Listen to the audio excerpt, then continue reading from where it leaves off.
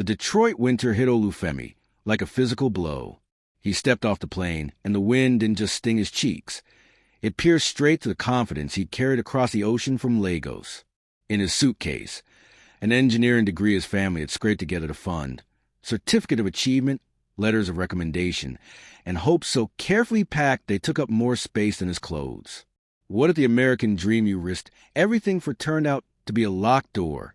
Olufemi was about to discover that the land of opportunity came with an asterisk, one that nobody had mentioned in the brochures or the stories of success that made their way back home. The asterisk that said, opportunity available, but barriers not included in advertised price. This is the story of a man who traveled 5,000 miles to find belonging, only to realize he'd have to build it himself, brick by painful brick. Have you ever felt like an outsider in a place you thought would welcome you?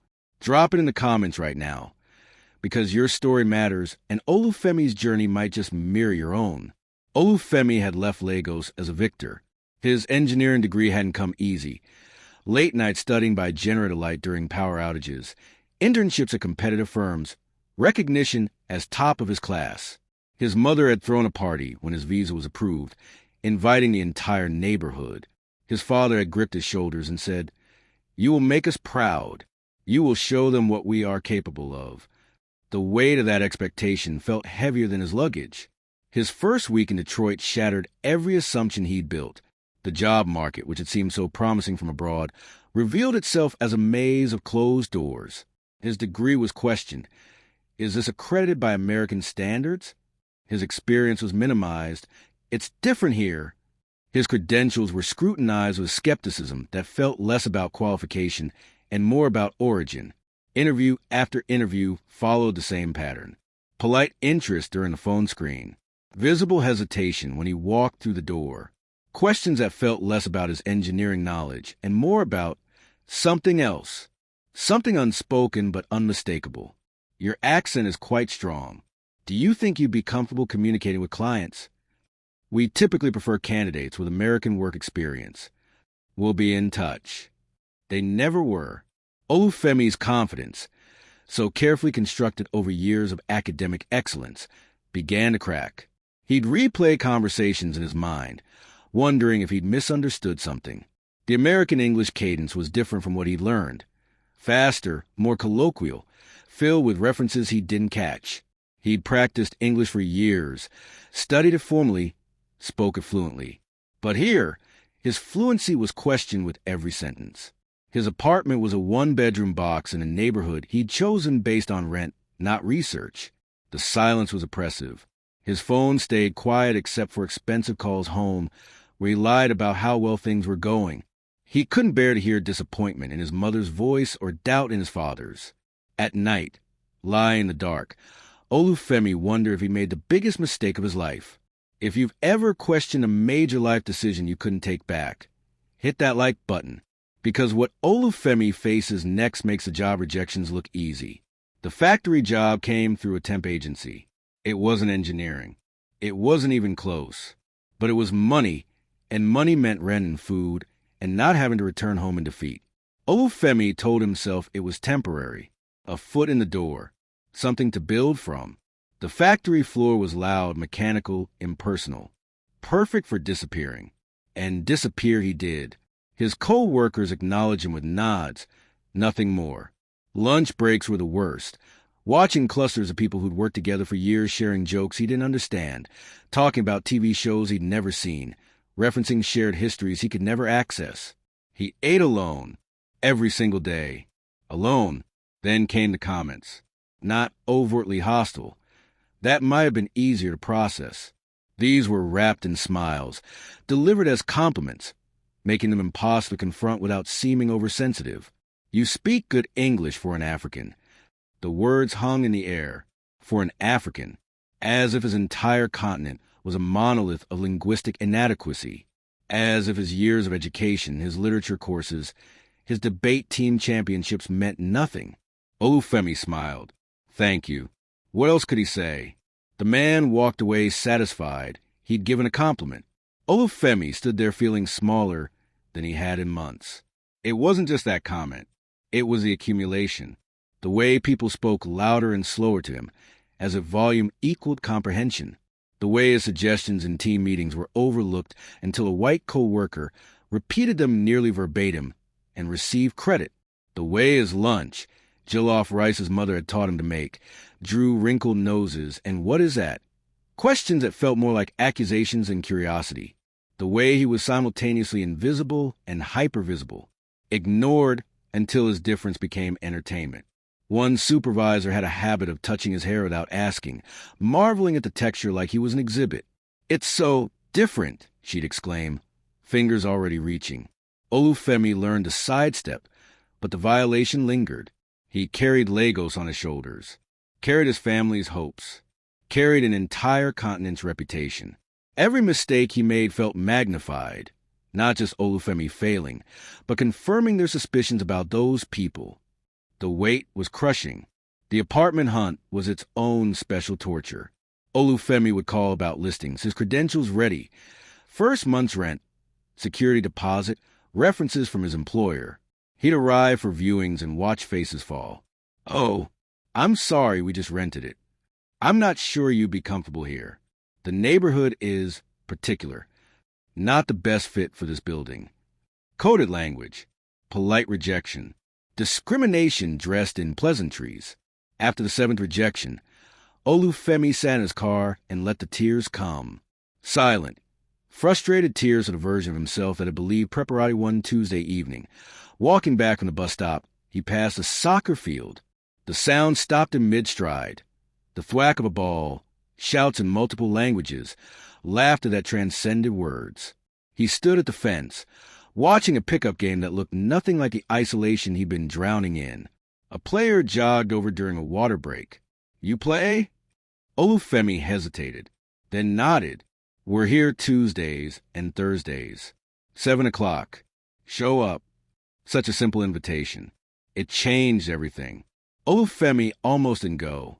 The fear of more rejection, more awkwardness, more being the outsider nearly kept him home. But the alternative, another night alone in his apartment, another evening of wondering what he was doing with his life, pushed him out the door.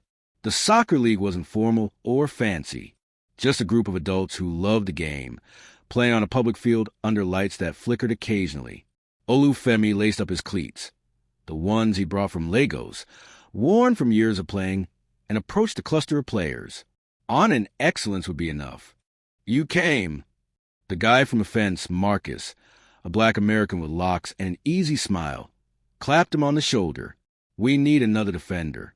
"You any good?" On the field, credentials didn't matter. Accents didn't matter. The ball became the great equalizer.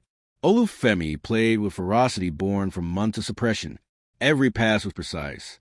Every tackle was clean, but forceful. Every sprint was fueled by frustration seeking an outlet. And when he scored a header off a corner kick, his teammates erupted in celebration that felt completely, genuinely, unreservedly welcoming. "Where'd you learn to play like that?" asked Carlos, a Brazilian who'd been in Detroit for a decade. "Lagos. I played through university." "Man, you've been holding out on us." Marcus laughed. "We could have used you all season." For the first time since landing in America, Olufemi felt seen, not as an accent or a degree or a skin tone, but as a person with skills and value and something to contribute. After the game, the group went to a nearby diner. Olufemi learned their stories. Carlos had come for work, stayed for family. Hassan from Somalia had arrived as a refugee, now worked as a medical translator. Miguel from Mexico ran his own construction business. And the black Americans, Marcus, Jerome, Darnell, they understood things Olufemi didn't have to explain. The weight of moving through spaces where belonging was conditional. The exhaustion of code switching. The experience of being simultaneously American and perpetually questioned about that belonging. "It's different for us," Marcus said, nursing his coffee. "We were born here. Our parents were born here. Our grandparents were born here. And we still get asked where we're really from. Still have to prove ourselves. Still watched in stores. Still pulled over for driving while black." Olufemi realized his struggle wasn't isolated. It was part of something larger, a pattern of who was granted easy belonging and who had to fight for every inch. The soccer league became his anchor. Twice a week, guaranteed laughter, guaranteed acceptance, guaranteed humanity. The WhatsApp group chat filled with memes and game plans and, slowly, genuine friendship. When Olufemi mentioned his factory job, Carlos offered to help with his resume. Hassan knew someone looking for engineers. Miguel invited him to his daughter's quinceañera. Belonging, Olufemi learned, wasn't granted. It was built through showing up, through vulnerability, through finding your people and holding tight. Drop a soccer ball in the comments if you believe sports and community can break down walls. Because what Olufemi discovers next transforms not just his life, but the lives of countless others. 3 months into the soccer league, Marcus approached Olufemi with a proposition. I volunteer at the youth center downtown. We do after-school programs for kids, homework help, mentoring, activities.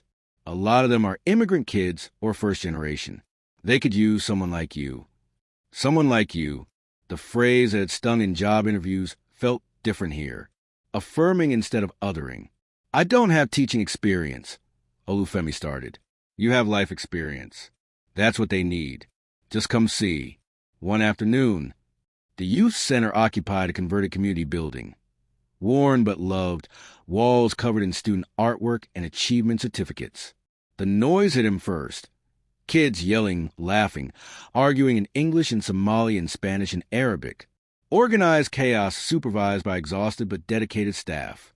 Olufemi was paired with the STEM group. 8 students, ages 12 to 15, supposedly working on math homework, but mostly goofing off.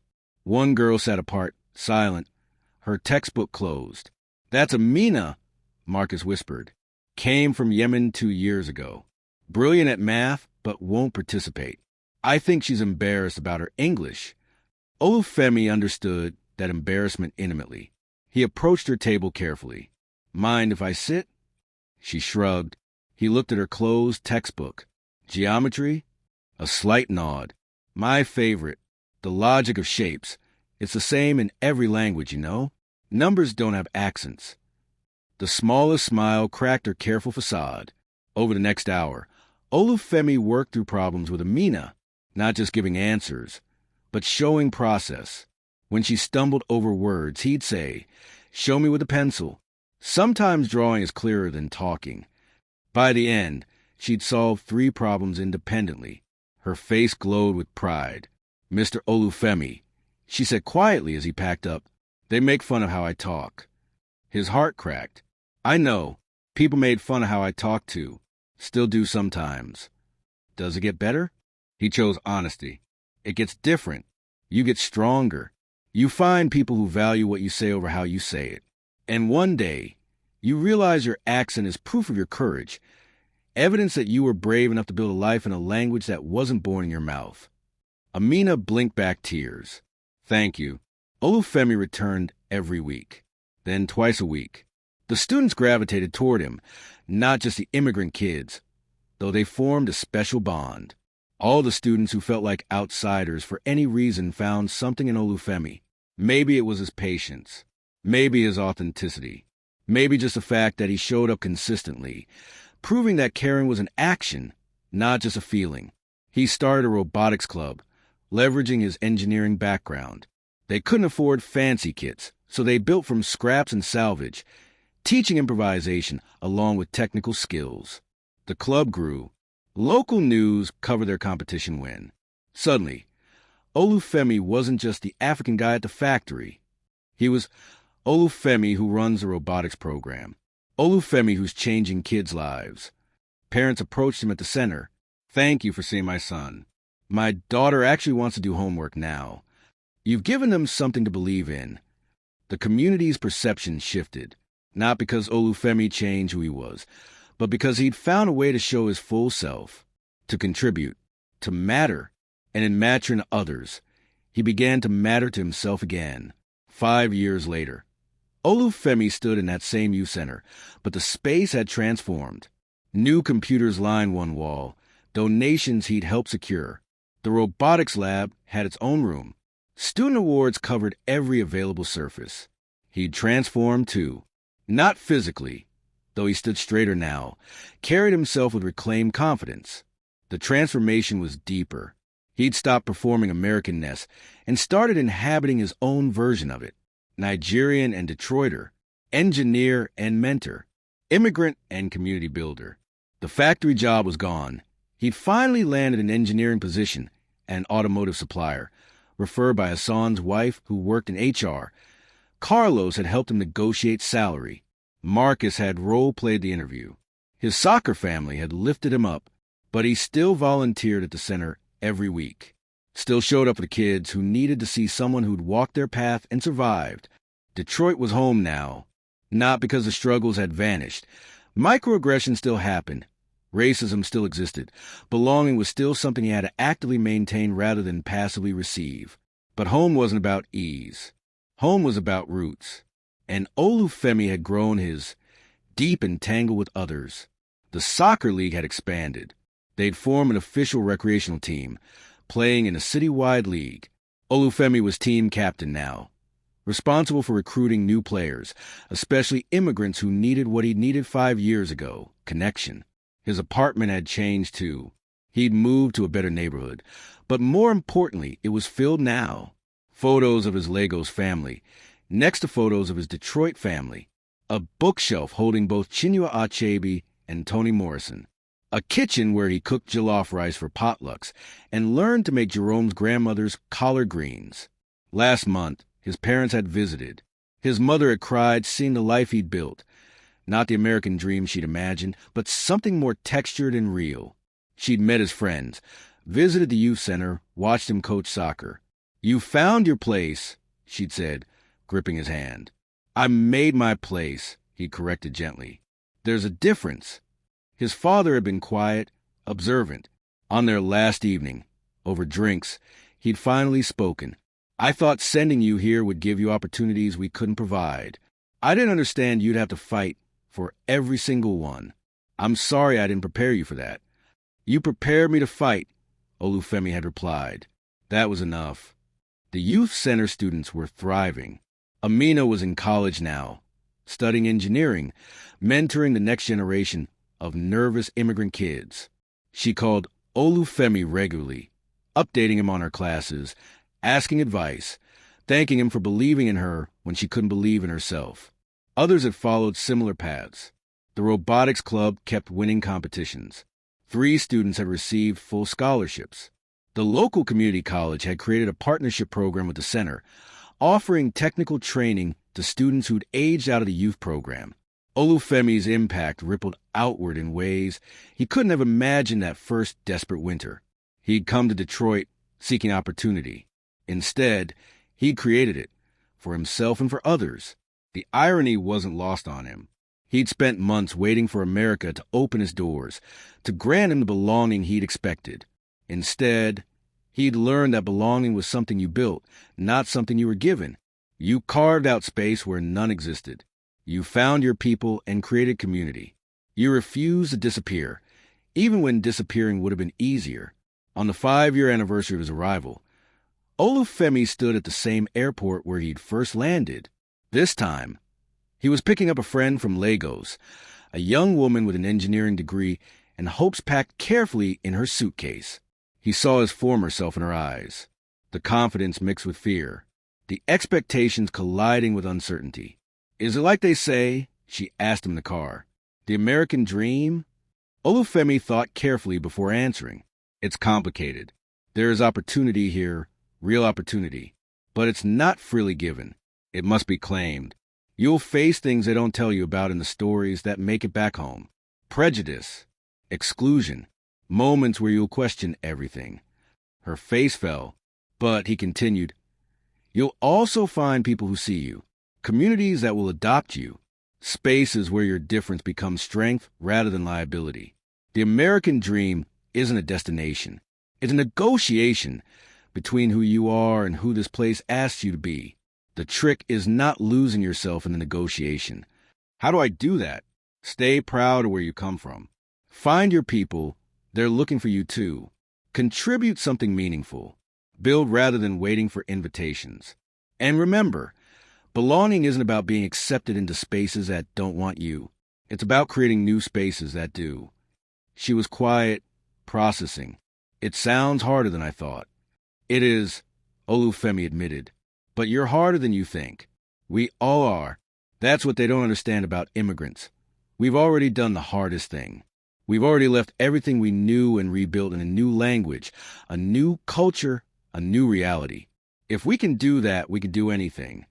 He took her to his apartment, fed her jollof rice, introduced her to Marcus and Carlos and Hassan and Jerome and the whole extended family he'd assembled. He took her to the youth center, showed her the students who were proof that impact transcended circumstance. He took her to soccer practice, where she met others still navigating their own journeys. By the end of her first week, she looked less afraid. "You built all this?" she asked. "We built all this," he corrected. Community isn't a solo project. Olufemi's story is one of millions. Millions of people redefining what American means through their persistence, their contributions, their refusal to be erased.